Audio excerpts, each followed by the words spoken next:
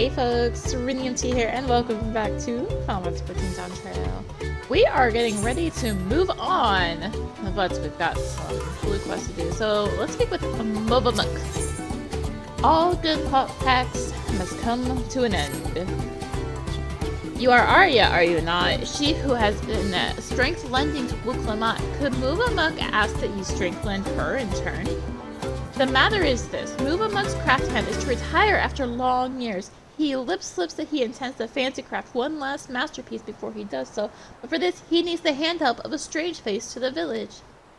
Anfroy is his name. He is always very murky worded with his requests, so Movamuk is not sure what hand help he needs, but if you could exchange tongue flaps with him, she would be very, very happy feels. Well, don't want to deny that happy feels. But first, I want to speak with Vendavuk. Divine inspiration. Dangerous trades! Dangerous trades! Vendavuk's twinkle crafter has gone missing! Vendavuk has all around the village, and some say that he went to pay a visit to the Imperius, the giant's prey place. But prey place is a dangerous place, full of friend-munching fiends. You are a fighter, are you not? Will you swordland for Vendavuk and save her dear twinkle crafter from certain doom? Well, I don't want the twinkle crafter to die as I get on the wrong mount. Here is Amphroi. Hello, Amphroi. Yes, I'm Amphroi. Do I know? Wait, aren't you the friend of the third promise? The adventurer from across the water who was asking about the pot packs? Ah, I see. Movamuk sent you. I only said I needed the help of a stranger to Earthenshire. Trust for the pick an honest-to-goodness hero. The task I have for you is but a trifling one, but it's very near and dear to my heart. I want you to find out all you can about Movamuk. There's nothing untoward about it, I assure you. I'm interested in what she's interested. Her hobbies, her likes and dislikes, what she holds dear, and so forth. But for certain reasons that I'll share with you later, she can't know this. We've been working together for decades, but now as my pot pack is about to end, I find that I know next to nothing about her, but perhaps others who work closely with the moblins might. Time to go questioning! Off we go! Hello, Duldrick. Outlander wants to know what brain tickles Movamuk. That's an easy ask. Movamuk never lip-flopped about anything other than her podsworn Amphroi. She says he is just as good a tricksy crafter as he is a crafty tricker, always playing crafty tricks. One day, Amphroi draws little arrows around the village, showing Potsworn how to leave Earthenshire without Hellpan's eyes eye-catching them. Many laugh-minded pot friends follow the arrows and leave her secret hiding place in the woods. Mobbies are frightened feels over disappearing Potsworn. Potsworn come back all glitter teeth, but Hellpans are stavers, all except Movamuk. She goes around the village saying guilt words to every mobby for Amphoi's sneaky trick. Deep heart, though, it is clear that she's nothing but happy feels to have him back. Yeah, cool quest to have there, buddy. It'd be a shame if we put it off. Real shame. What does Movamuk value most? Her podsworn, of course. Any mobby who says otherwise is a fib speaker.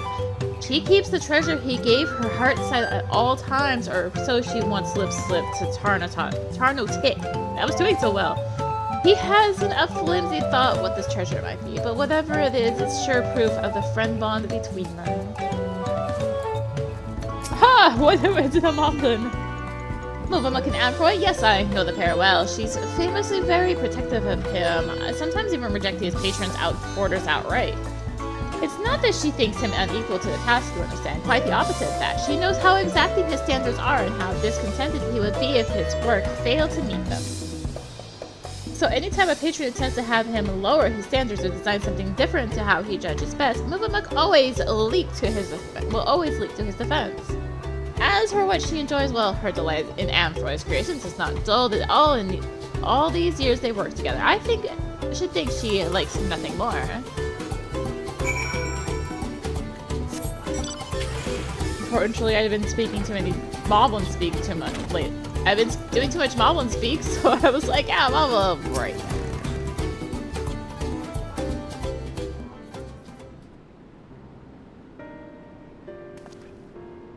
Ah, you're back. So, what did you find out?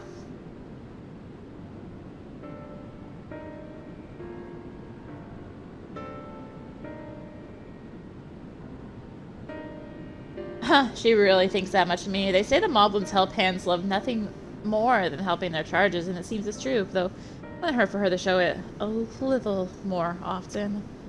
And that's not the only thing you learned, and I thank you for it. You've given me exactly what I need, so I suppose it's about time I told you what I need it for. The truth is...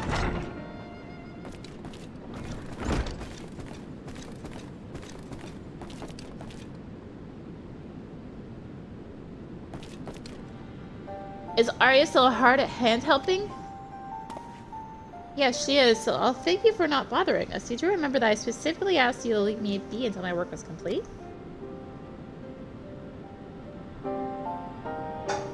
Always such angry words. Move amok means no bother. Just needs to do daily mob duties, sharpening tools until they sparkle shine.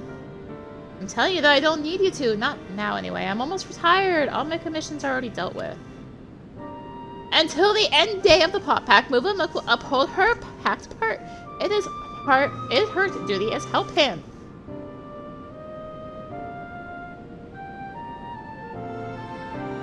Why do you always have to be so? I'm sorry, Move amok, but I'm gonna have to put my foot down. I expressly forbid you from touching my tools until my work with Arya is finished.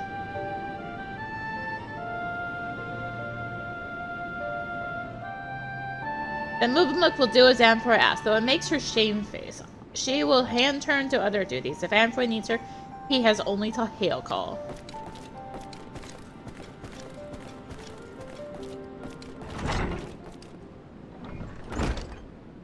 I wish I didn't have to do that, but I'll be needing every one of those tools if I'm to achieve my aim. Aim being to make a farewell present for Move amok. Why the shocked face? It's pretty obvious. In all the years I've been working here, she's been my guardian angel, answering my every prayer before it even makes it to my lips. Even in these recent times when the help hands have grown too few for the number of pots sworn, her service hasn't lapsed in ill. Now that my service is coming to an end, I want to do something just for her. To thank her for everything she's done for me. Yet despite her knowing me better than I do myself, I discovered that I didn't really know anything about her at all. I tried to speak with her to learn what really makes her tick, but she always brushed me off. Said that her only wish as a humble help hand was to see my wishes realized. That got me thinking, perhaps she and the other Moblins might be more willing to open up to someone who wasn't bound by the pot pact. Someone like you, and by all the gods, the plan worked.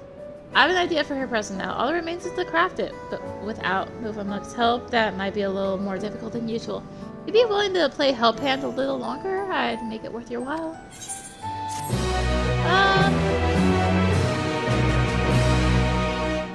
Your present can wait, right? Right? Good. I'm glad we have determined that. Hello, wayward artisan. You're looking for a twinkle crafter? That's me, most likely. I'm one of the Moblin's contracted artisans specializing in jewelry making. Then the book was concerned for my safety, you say. How can I put this in my own personal guard? I've ever been fascinated by the unique visual language of the Yakoi, you see. I often visit this place to bask in its grand imposing glory. Yeah, I have never once taken a step beyond this point. The beasts that lurk within are far too dangerous to risk delving any further, but with you at my side, I can finally make a detailed study of the rest of the ruins. Such as what remains of them, of course. 500 years have come and gone since the giants returned to their ancestral lands, and they have not been kind to the creations they left behind. Yet some of the larger structures still remain. This impressive gate, for one. They say the Yakoi tower domes above even the tallest Jabral, but I wonder if their architecture might have played some part in exaggerating those tales. Its sheer sense of scale serving to inflate the giant's own. But enough speculation, let's press on. We have much to discover. Pillars of stone overlooking the nave. Fascinating, isn't it? The simple combination of geometric shapes naturally draws one's eyes to the center, all the while maintaining a delicate balance. As the sun traverses the sky, so too would the shadows of the towers above paint patterns on the ground below. Not just any patterns, oh no, calculations. Every stone cut in place with mathematical precision, dividing the movement of the stars and changing of the seasons. A triumph of both form and function. True artistry! Oh, wait, what's that over there by the cliff's edge? Quickly, with me. Well, looks like you got yourself in the trouble there, buddy. Why would you do that? Thank you. And forgive me for racing ahead like that. I was so absorbed in examining every element of this place I forgot the reason I'd never done so before. But if anything is worth risking one's life for, it is surely this. Why, just look at this tower. It's a work of art. To the untrained eye, it might appear a little more than a pile of stone, but look how each brick is cut and positioned perfectly to align with its neighbors. Not a drop of mortar to hold them in place. The engravings, too, which surely have some religious significance. They certainly inspire reverence in me. Yes, inspiring reverence. That's the thing. Why else would the giants build their temple upon the clifftop if not to make a daily proof of their predominance over those who would dwell in the plains below, those who were beneath them in every way? One cannot help but admire them, that their creations should awe and exhilarate us even now, centuries after they've been gone. Thank you, my friend. My passion for jewelry craft has been cooling of late, but now I'm positively burning with inspiration. The Urqopacha's creations can echo through the ages, and so can mine. To Earthenshire, an eternity. Oh, Vendelok. Big thanks for bringing the Twinkle Crafter back to us. Not only is he safe and well, but full of mind fruit too. Since they found it in the giant's prey place. This need for mind fruit is common among the pots for. Some try to find it in history, some in nature, some even in firewater. It is our side of the pot pack to keep them well supplied with it. A duty that is a constant source of brain pain. But oh, the ideas they come up when they have such a fresh thinking. Vendelbot can't wait to see what our friendly Twinkle Crafter Wangle crafts next.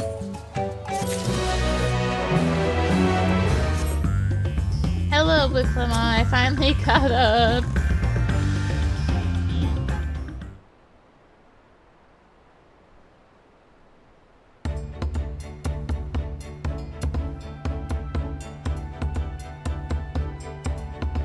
Looks like the trail is gonna get steep from here on in. I hope everyone is ready for some climbing. I promise!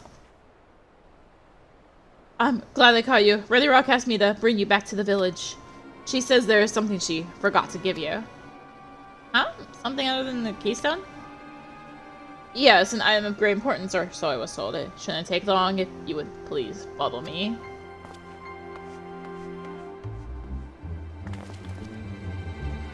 I wonder what this is all about. Well, no need for everyone to come. I'll be back in a little while.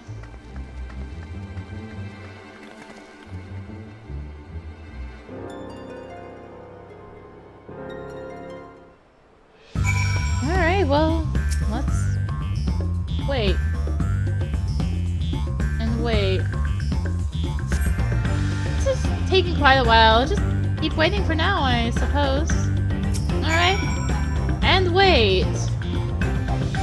And wait. Still waiting. Still waiting. Perhaps there were complications. Well, let's wait a while longer. And waiting.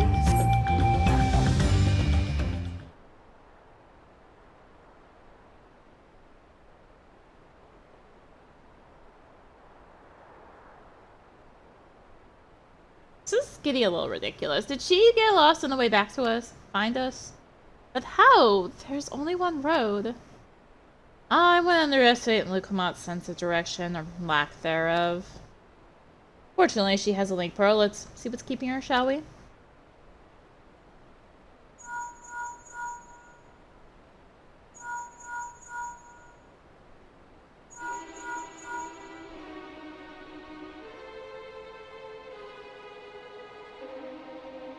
She's not responding. Perhaps we should all return to Earthenshire. Was Ready Rock who had business with her, yes?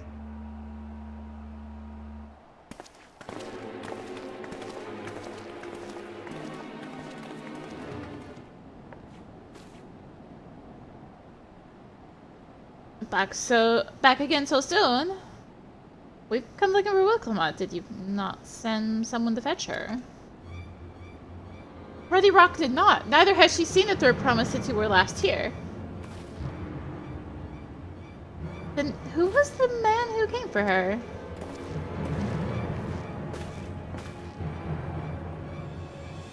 Oh, I thought you had left already.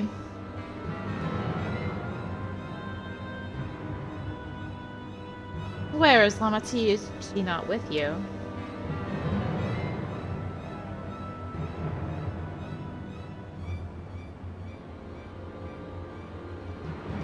You don't know where she is? How could you let this happen? That thou shouldst worry for thy sister is understandable, yet rather than assign blame, that thine energies are better spent on locating her.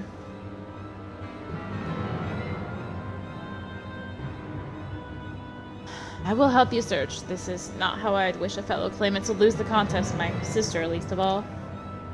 In that case, dividing our forces will allow us to cover more ground. Ari and I should work together at least to better facilitate communication between our groups.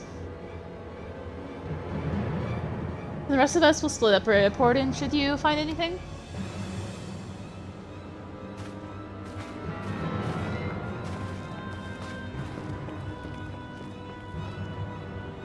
We'll be on our way as well.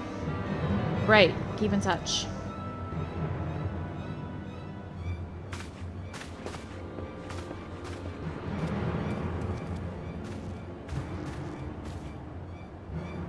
Come, we should begin our search.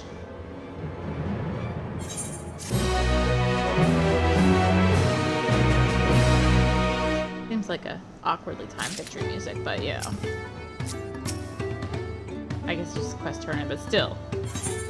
Lost Promise. If Lamati was returning to Earthenshire from the west, then she should have passed through here. But Bloody Rock swears she didn't see her. In which case, it's entirely possible that Lamati never made it back to the village at all. The only way to be certain is to ask the sentry station at the opposite entrance. The third promise, Mobby has been standing at his post with diligent eye-watchings, and he has seen no claimant pass his way. Then what of a Tonawata with brightly colored hair? Mobby knows something of this one. He hears tongue flaps about a palo peddler and many fires was attacked by a crazy-haired bandit on the road. Bandit, you say? Oh, thank you. You've been most helpful. My sister is clearly not here, though I wish it were otherwise. We must consider the possibility that the Tonatwan messenger and the brigand described by the sentry are one and the same, and that Lamati is in very real danger. Come, let's hurry the mini fires. I'd like a word with this peddler. Should they still be around?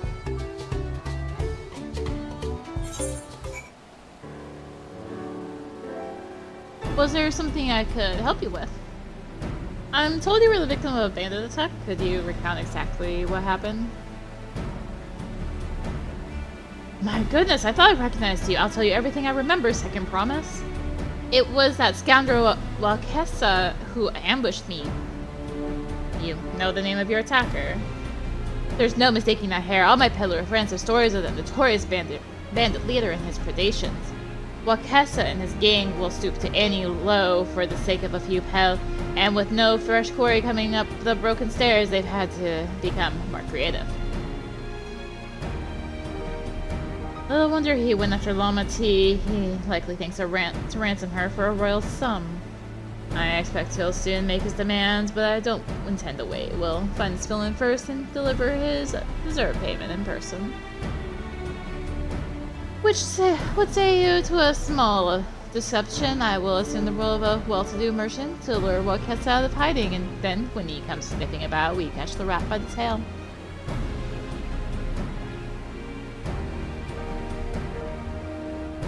An excellent plan. I have just the right garments for your disguise, at a specially discounted price, of course. A brush with bandits hasn't dampened your merchant spirit. I see very well. I accept your generous deal.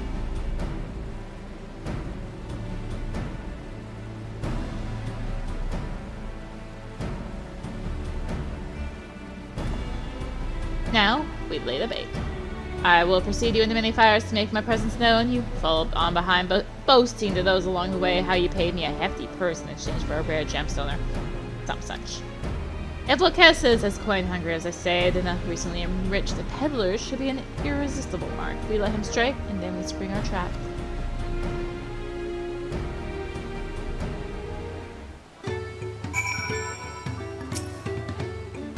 Time to play our parts. Follow Kona's lead and try not to follow behind.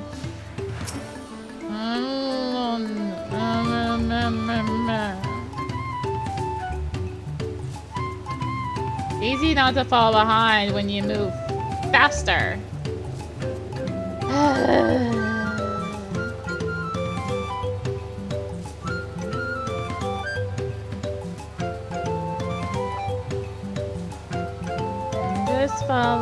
I'm just following. There, that Gibral fellow. Share with him how happy your imaginary deal with me has made you. Once you put on an appropriate display, we can continue toward our next performance. Happy. A rare gemstone from the XIV merchant, you say? I envy the profit he must have made from such a sale. The stairs were destroyed. I've not been able to peddle goods at my usual haunts.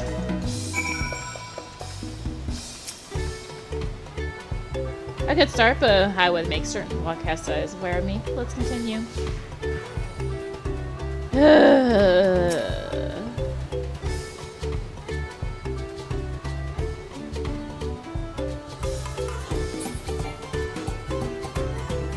That mountain over there looks amenable to conversation. The stage is yours, Arya. Happy!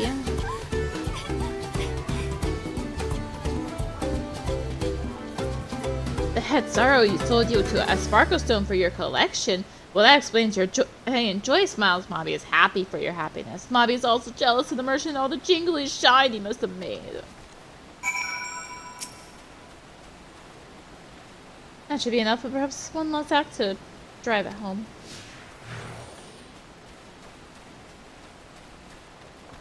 Back we go. I bet it's that cheery Pelu, isn't it?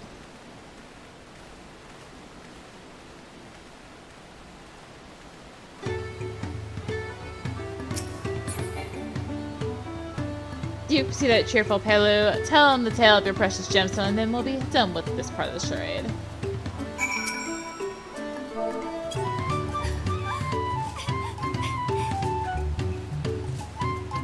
A passing peddler had the very gemstone you sought for your collection. That is a stroke of luck. I'll wager the merchant was just as pleased to fill his pockets with your grateful coin, eh?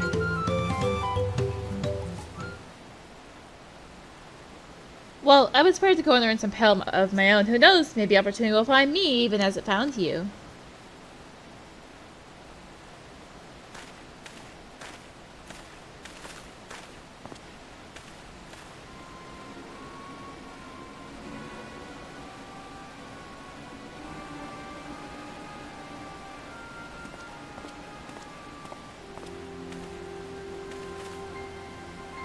Ah, my most valued customer. The profit from that single purchase of yours should see me through weeks of idle leisure.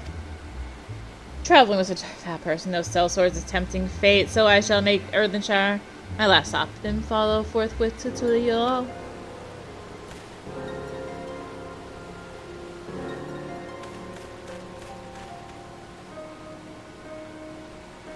Do you see that?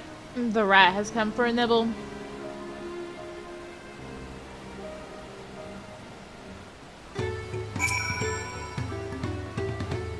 You played your part to perfection, Arya. Woman with many talents, just as Thancred and Urianger described. Now let's lure Wakasa out and spring our trap.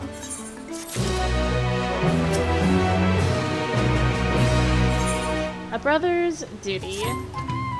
Let's execute the final stage of the plan. I will set out towards Earthenshire alone and unarmed, deliver the subtle act of a defenseless merchant. Assuming Wakasa is watching, he will likely wait for some quiet stretch of the road before accosting me.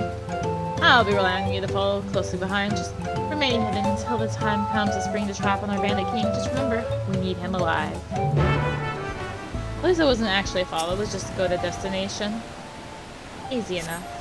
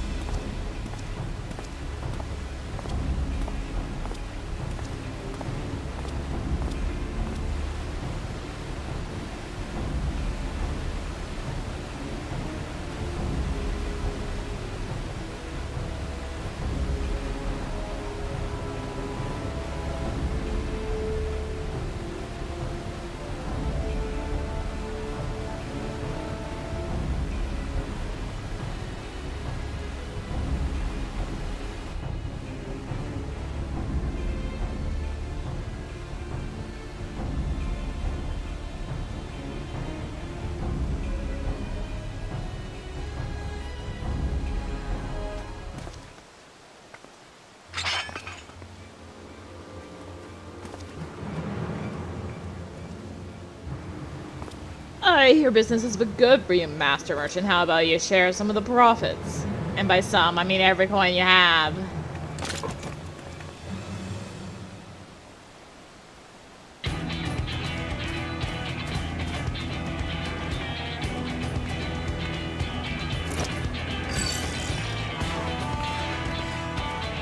You're the gemstone collector. Oh, I see what this is. We've been tricked. Spit in your eye and then you kill these redraw.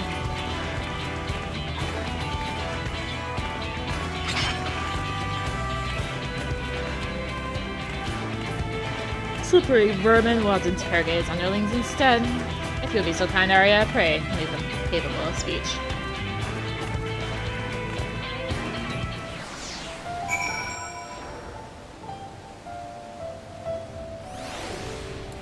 At least they gave you a chance to pre-buff and don't just drop you right into the fight. That would be quite rude of them if they did that.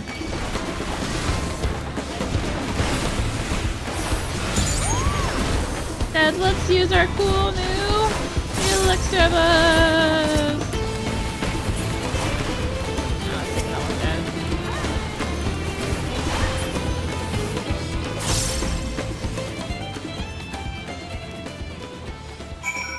Okay.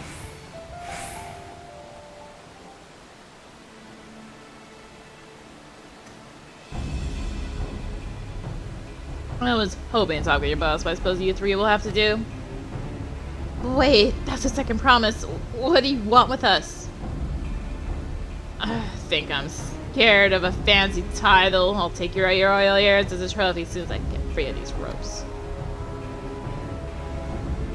I know your gang is behind my sister's abduction. Tell me where she is. Eat pocket shit, salt lover. You'll get no answers from us. That's right, we don't serve you. Do not play games with me. Where is Wuk Lamat?